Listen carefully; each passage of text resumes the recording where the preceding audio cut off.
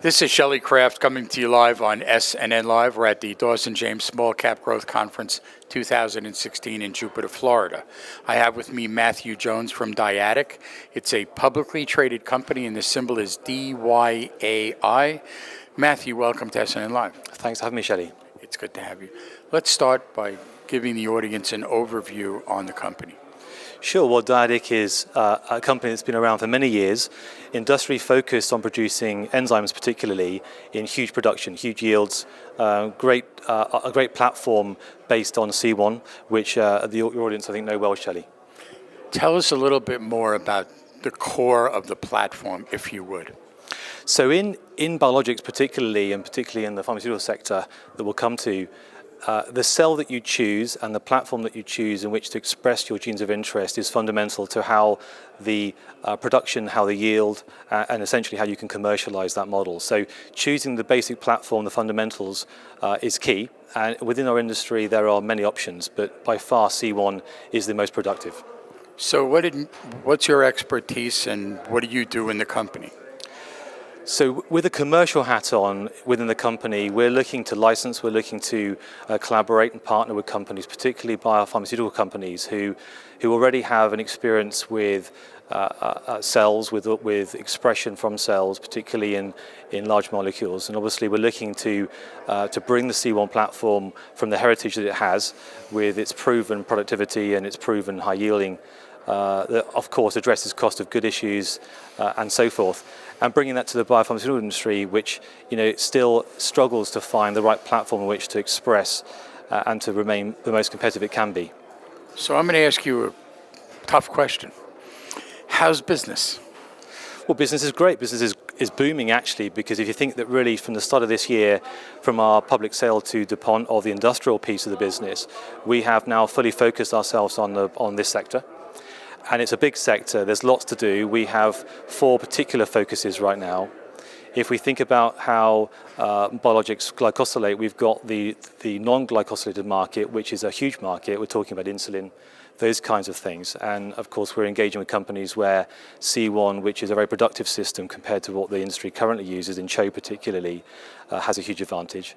We're also looking at veterinary sciences as well, where cost of goods, we think, is a fundamental point to really bring to bear.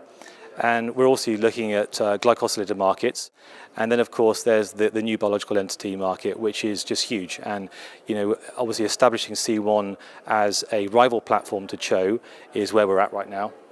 So in establishing this new platform, I mean, from adoption to development to distribution, so to speak, and they're using your platform, how large could that market be in particular?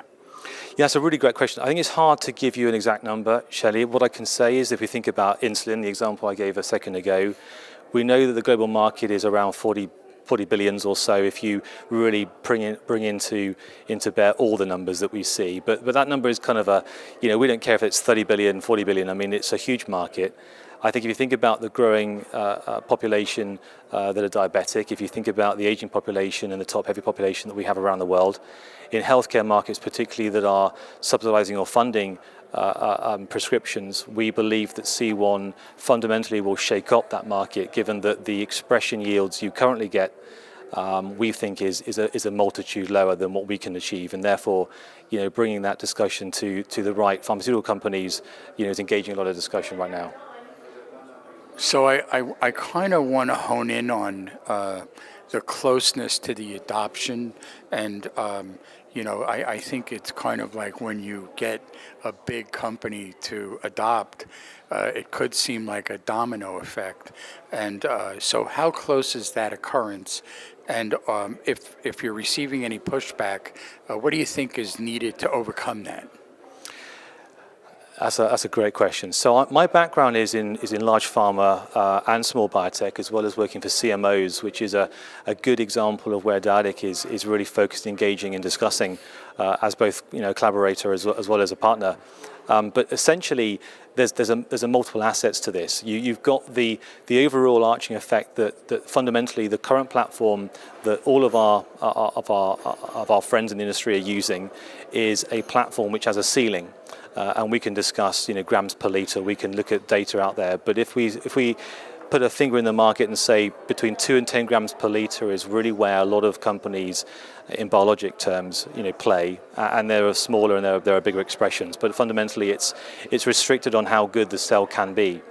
I think that platform is what we're calling into question. And so drawing upon the experience that the management team have, drawing upon our network, as well as the experience we've had recently where we've publicly talked about some of the large pharma relationships, I think we've got a lot to share. And I think we've got evidence now that's growing all the time, given also the public statement we had recently around a CRO of choice in Europe, a very well respected CRO that's now working on further strain development and really tweaking an already very, very productive strain. Well, I can see how a large pharma would look at your platform if it means such a reduction in manufacturing cost. It would have to be something they would look at. But at the same time, they're moving away from a 30-year usage of CHO. So I think that's a challenge, but once that's overcome, I think, it could be very meaningful. Absolutely. Any industry faces this. I think we look at technology generally, and particularly in the healthcare and life science sectors. I believe it's Moore's law, but there are other laws like it that describe how evolution happens in the workplace, quite frankly. And I think what we're seeing in the CMO sector, given that their bread and butter really is working with pharmaceutical companies, yes, they are very embedded and we think also have potentially overinvested in their current platforms. Now, their current platforms have a regulatory pathway and they express to the levels that the industry has sort of accepted. What we're doing, we're coming along here with evidence to say that on a multitude higher, we can express your genes of interest. And the cost of good argument, the cost of manufacturing argument is very, very tightly embedded. At a time when we see a sweet spot, we see CMOs and pharmaceutical companies now publicly committing more to single-use bioreaction. We're seeing bags, we're seeing a difference in the CapEx and OpEx view that the market has on what they want to spend and what they want to invest in their own factories and manufacturing suites. I think C1 is coming along just at the right time, and this is off the back, Shirley, by the way, of a very successful sale to DuPont, where we have had a multitude of success in the last 20 years with this platform, expressing and working with some very serious players indeed.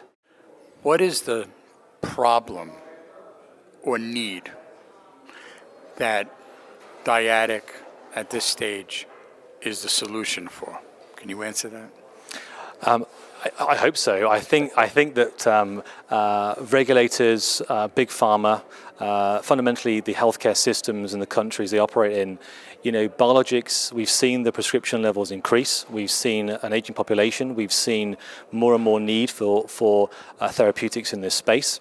But we can't afford it. We can't afford the levels of future forecasting that we're seeing. And so, fundamentally, back to the earlier point around the platform, I think if we can reduce cost of goods, if we can reduce CapEx, look at the OpEx arrangements that the companies have classically entered into and really challenge how they express and how they look for yields and production from cell lines.